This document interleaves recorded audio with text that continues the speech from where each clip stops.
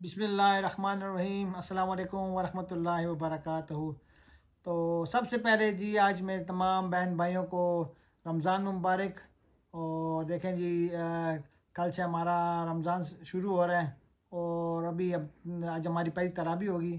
تو I think آج کچھ ہمارے بہن بھائیوں کا آج بھی پہلا روزہ تھا، تو بس ابھی ہم بھی تراویح کے لیے تیار ہو رہے ہیں، اور ابھی نماز کے لیے جا رہے ہیں۔ تو انشاءاللہ دعا کرتے ہیں کہ اللہ تعالیٰ یہ مہینہ ہمارے لیے خیر و برکت اور عافیت والا ہو، اور اس میں اللہ تعالیٰ ہمیں عبادت کرنے کی زیادہ سے زیادہ توفیق عطا فرمائے، اور آپ سب بھی مجھے اپنی دعا میں یاد رکھیں۔ تو ابھی چلتے ہیں، ہم تراویح کا ٹائم ہو چکا ہے، تو انشاءاللہ پھر تراویح کے بعد ملتے ہیں۔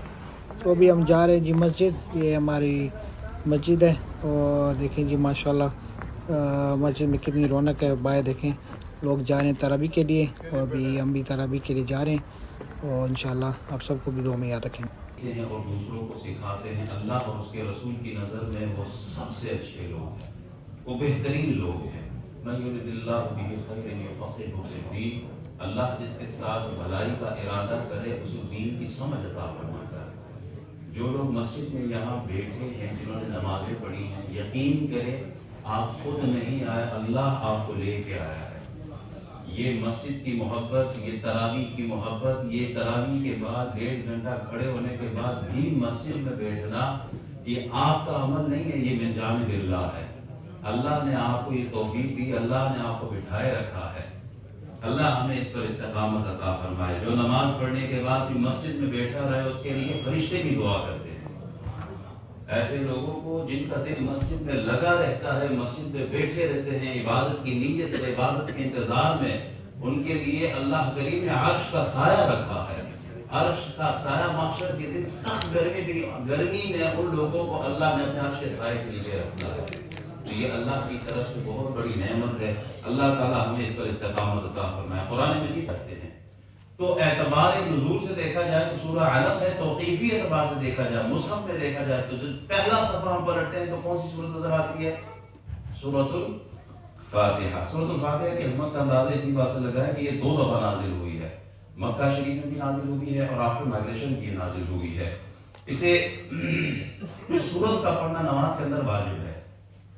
اس سورت کو ایک ایک لفظ اس کا پڑھنا واجب ہے، اگر کچھ چھوٹا تو واجب پورا نہیں، نماز کمپلیٹ نہیں ہوتی، تو پوری پڑھنا واجب ہے۔ فاتحہ تو کتاب اسے کہتے ہیں، کیونکہ جب فاتحہ فتح سے ہے، یہ اس کا مطلب کھولنا ہے۔ جب آپ قرآن شریف کھولتے ہیں تو پہلی سورت سورۃ الفاتحہ ہے۔ ام الکتاب، ام القرآن اسے کہتے ہیں۔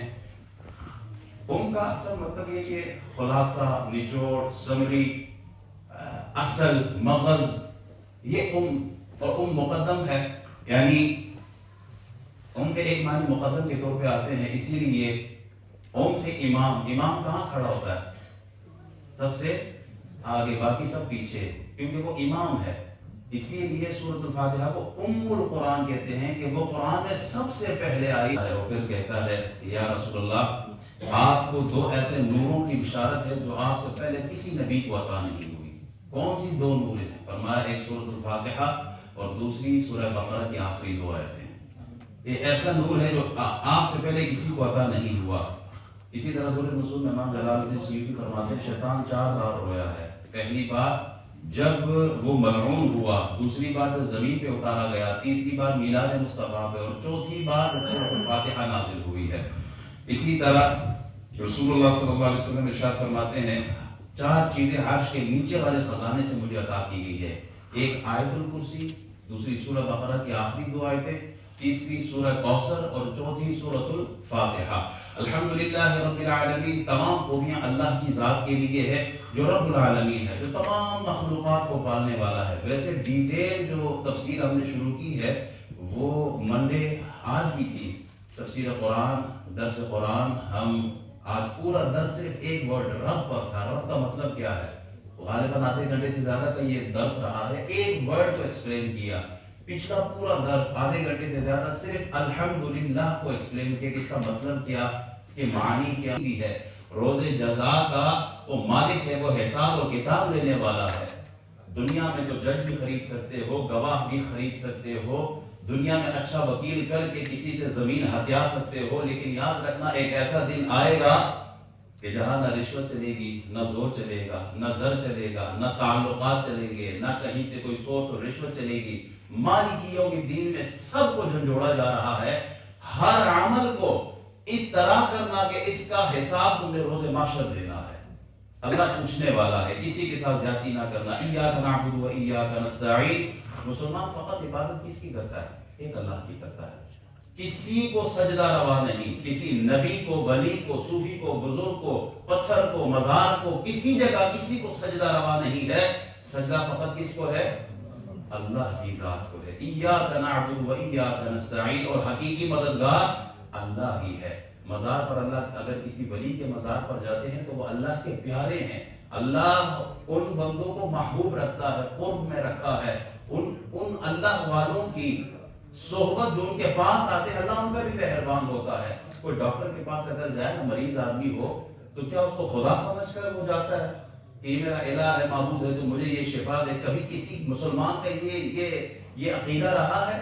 کبھی نہیں رہا، کہیں نہیں رہا. مسلمان اگر ڈاکٹر کے پاس بھی جاتا ہے تو یہ ایمان رکھتا ہے شفا دینے والا ڈاکٹر نہیں ہے، شفا دینے والی ذات اللہ کی ہے. کسی مزار پر جائے، ولی کے پاس جائے، کسی اچھے انسان کے پاس جائے، اچھی نیت لے کر جائے تو اللہ کے حضور یہ شرک نہیں ہے، یہ بدعت نہیں ہے. پولیس ہو، وکیل ہو، ہمیں لوگوں کی ضرورت ہوتی ہے، لیکن ہم انہیں الہ نہیں سمجھتے. اگر الہ نہیں سمجھتے تو ہر جگہ جانا جائز ہے. اللہ کے ولیوں کے مزار پر جانا جائز ہے، کیونکہ وہ ایسی بارگاہیں ہیں کہ جہاں اللہ کی رحمتوں کا نزول ہوتا ہے. اہدنا الصراط المستقیم. سیدھا راستہ. اللہ ہمیں سیدھے راستے پر چلا. اللہ ہمیں سیدھے راستے کی ہدایت فرمائے. یہ سیدھا راستہ کیا ہے؟ اس سیدھے راستے کی پہچان کیا ہے؟ اگلی ہی آیت میں فرما دیا صراط الذین انعمت علیہم. ان لوگوں کا راستہ جن پر تو نے انعام کیا ہے. اب انعام اللہ نے کن لوگوں پر کیا؟ انعم اللہ علیہم من النبیین والصدیقین والشہداء والصالحین. لوگ کہتے ہیں بابوں کے پیچھے نہ جایا کرو. میں کہتا ہوں قرآن خود کہتا ہے کہ بابوں کے راستوں پہ چلو. وہ ایک ہے انجینئر پاکستان کا لڑکا، اور سب سے اعلیٰ سوٹ. ویسے تو ہر آیت اعلیٰ ہے. بڑی آیت جس کو کہتے ہیں آیت الکرسی، وہ بھی اسی صورت کے اندر ہے. حضرت ابو ہریرہ رضی اللہ تعالیٰ عنہ فرماتے ہیں کہ نبی اکرم صلی اللہ علیہ وسلم ارشاد فرماتے ہیں اپنے گھروں کو قبرستان نہ بناؤ. شیطان اس گھر سے بھاگ جاتا ہے جس میں سورہ بقرہ پڑھی جاتی ہے. میں سب سے آسان وظیفہ بتاتا ہوں. لوگ کہتے ہیں قاری صاحب گھر میں بڑے جھگڑے ہیں، بچے نہیں مانتے ہیں، میاں بیوی کی جھگڑے ہوتے ہیں، آفتیں ہیں، نوستیں ہیں، جھگڑے ہیں، جادو ہے، آسیب ہے، تعویذ ہے، فلانا ڈھمکانا. میں کہتا ہوں حضور کی یہ حدیث کافی ہے. حضور فرماتے ہیں سورہ بقرہ گھر میں پڑھو، شیطان بھاگ جاتا ہے. پیچھے رہ کہا گیا ہے. تو کوئی بھی معاملہ ہو، گھر کے اندر برکت چاہتے ہیں تو سورۃ البقرہ کی تلاوت کریں. حضرت حذیفہ رضی اللہ تعالیٰ عنہ بیان کرتے ہیں رسول اللہ صلی اللہ علیہ وسلم نے ارشاد فرمایا ہماری دوسرے لوگوں پر 3 وجہ سے فضیلت ہے. 3 چیزیں ہیں جن کی وجہ سے یہ امت، ہم لوگ آگے ہیں. کیا؟ پہلی، تمام روئے زمین کو ہمارے لیے مسجد بنا دی گئی ہے. ان لوگوں کے لیے تھا کہ خاص عبادت گاہ جائیں گے تو ہی نماز ہو. ہمیں جہاں نماز کا وقت آیا، زمین پاک ہے، ادھر ہی کھڑے کے نماز پڑھو. اور پھر فرماتے ہیں اس کی مٹی ہمارے لیے ذریعہ طہارت بن گئی. پانی نہیں ہے، زمین پہ ہاتھ مارو. ویسے تیمم میں کتنی شرطیں ہوتی ہیں؟ وضو میں کتنے فرائض ہیں؟ فقہ کی کلاس بھی ہو گئی ہے. وضو میں کتنے فرائض ہیں؟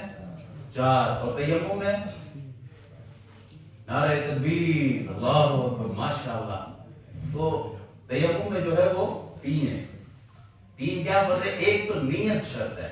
نیت بھی ہو کہ میں صفائی پاکی حاصل کرنے کے لیے، نماز پڑھنے کے لیے، تلاوت کے لیے، قرآن پڑھنے کے لیے پانی نہیں ہے تو میں اس نیت سے صفائی حاصل کر رہا ہوں، پاکی حاصل کر رہا ہوں. نیت شرط ہے. دوسرا یہ زمین پہ ہاتھ مارنا ہے، چہرے پہ لگانا ہے. اور تیسرا پھر ہاتھ مارنا ہے اور دونوں ہاتھوں کو پھیرنا. چلے یہ تو تیمم کا. دوسرا فرماتے ہیں ہماری صفیں فرشتوں کی صفوں کی طرح ہے. جس طرح ہم کھڑے ہوتے ہیں نا، ویسے جس طرح ہم کھڑے ہوتے ہیں نا، فرشتوں کی صفیں کچھ اور ہوتی ہے. ہماری تو کوئی مڈس برا میں تو کوئی اسٹاکٹن میں کھڑا. تو اسی لیے ہم کہتے ہیں لائنیں سیدھی کرو. لائنیں کیوں؟ حضور فرماتے ہیں کہ لائن جو سیدھی ہوتی ہے نا، یہ نماز کا حسن ہے، بیوٹی ہے جماعت کی. اللہ تعالیٰ ہمیں سیدھی صفیں بنانے کی بھی توفیق عطا فرمائے.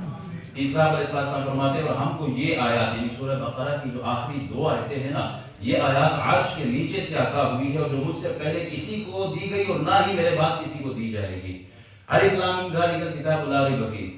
بڑی سے بڑی کتاب یہ آپ دیکھیں نا تو آپ کو ایک چیز ملے گی. رائٹر کہتا ہے کہ جناب if you see any mistake غضب ہوا ہے. قرآن مجید فرقان حمید کی دوسری سورہ سورہ بقرہ ہے.